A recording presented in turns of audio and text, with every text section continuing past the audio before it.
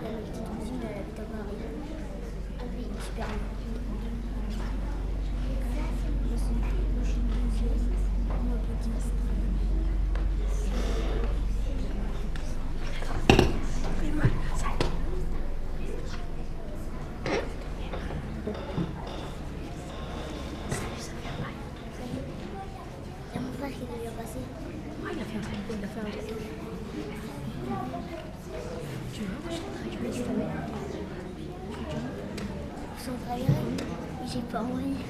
Moi j'y suis obligée d'y aller. Pourquoi moi je suis faire un stage de voile à la place? C'est de la merde. Ben, moi je vais faire waterfight, water polo, water ski, tout ça.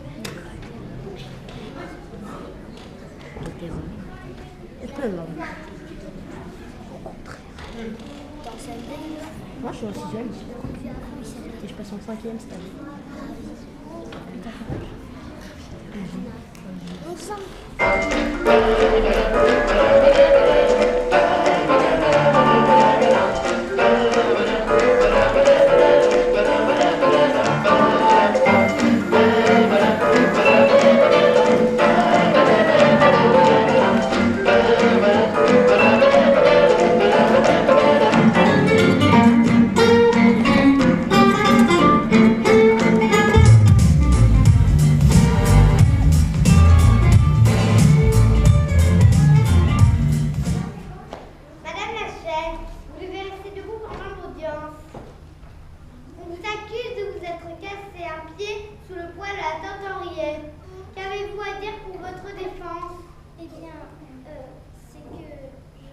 Je ne savais pas que la tante Henriette était si lourde.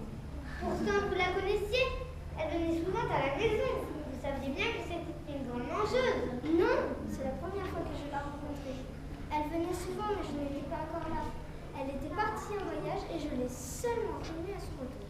Dès qu'elle m'a vue, elle s'est laissée tomber sur moi de tout son poids, sans même m'adresser la parole. Il n'y a pas très longtemps que je venais à me racheter. Donc, vous étiez toute neuve. Aussi, vous l'avez fait exprès. Permettez votre honneur. Je n'étais pas toute neuve. C'était une chaise d'occasion. Je l'avais trouvée à la Bourgogne. Toute seule, s'ennuyer, n'avait pas beaucoup de valeur. Pas beaucoup de valeur 50 € tout de même. Et rempaillé à neuf.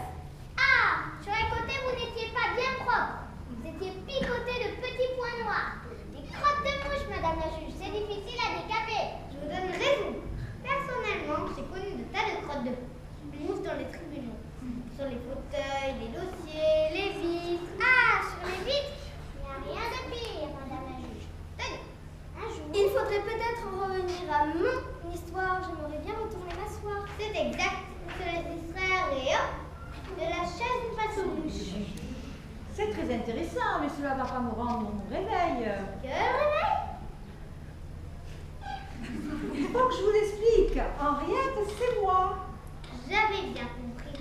Elle avait bien compris. Un juge, ce n'est pas pour calmer. Très juste. Et ce réveil, d'où sort-il?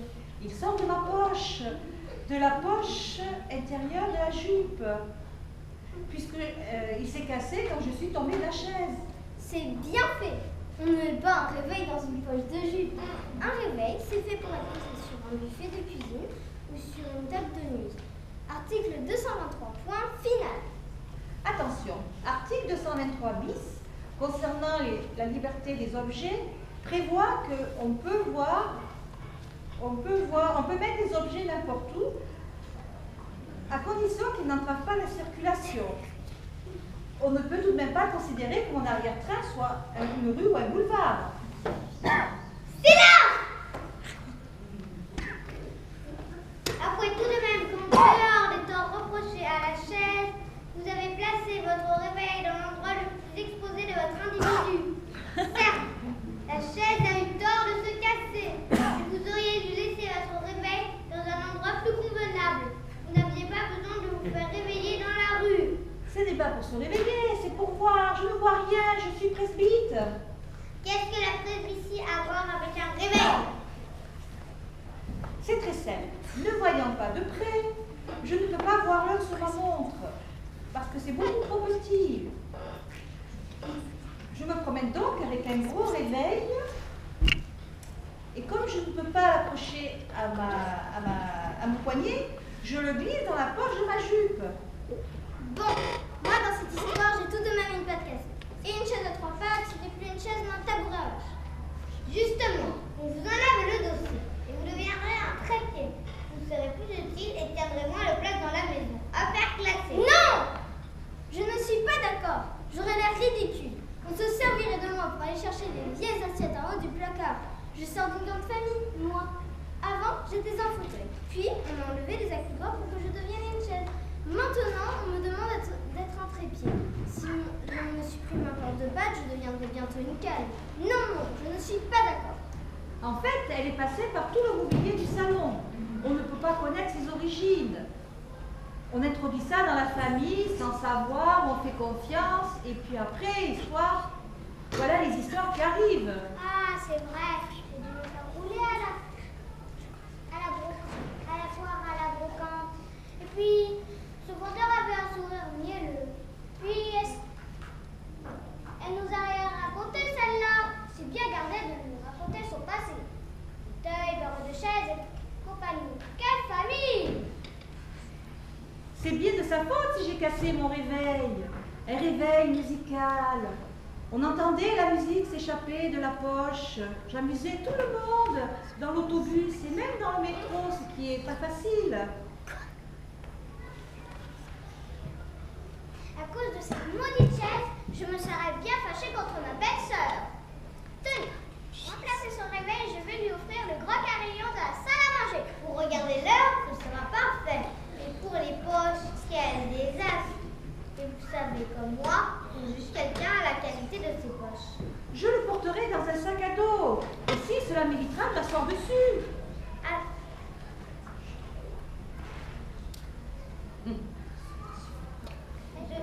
Attention, on tombe tout de même sous le coup de l'article 223. Ce carillon doit rester accroché au mur ou la centurienne devra se promener avec le mur sous le bras. Le dédommagement par carillon devient donc inacceptable. Si, moi je veux bien le carillon. Je le donne volontiers. Bon, si tout le monde est d'accord, nous allons délibérer. Et moi? On ne me demande pas mon avis? J'aimerais toujours bien retourner là. Silence! C'est à cause de vous tout ça.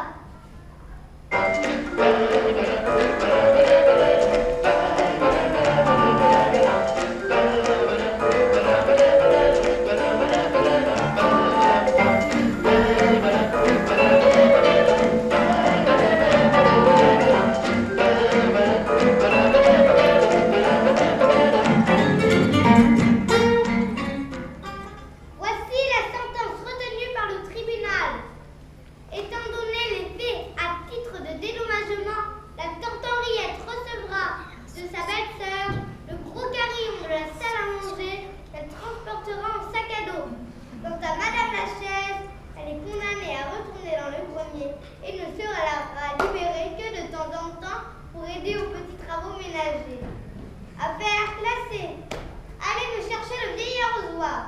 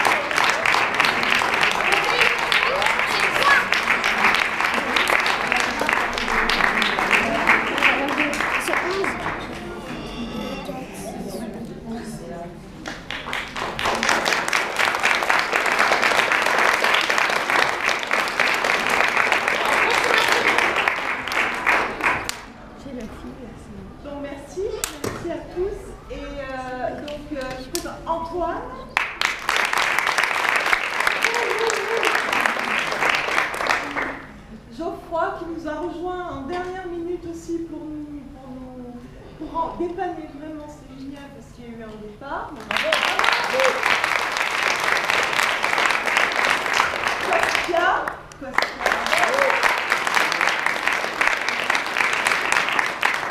Sylvie, là.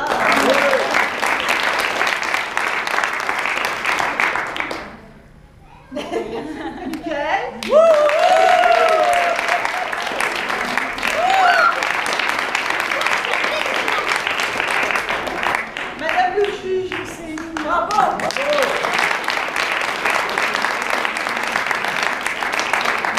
Zoé dans le rôle de la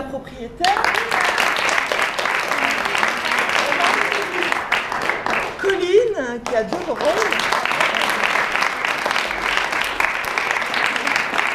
Camille. Bravo. Il s'est vite changé parce que c'est difficile à assumer la tenue. Florent.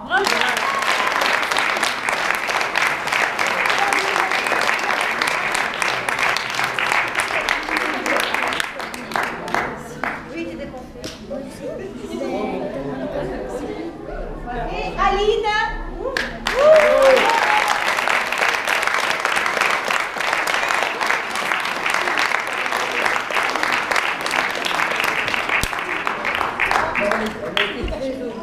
D'accueillir ces 2 petites pièces pour la première représentation de la télé-théâtre sur le site Reste.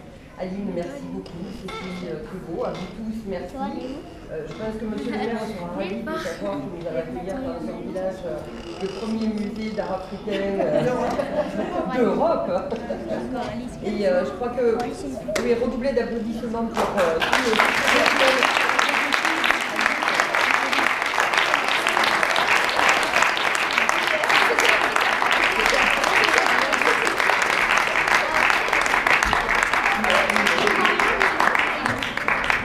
Il y a un petit coup de chapeau particulier pour Sylvie quand même, hein, au pied levé, à sur scène.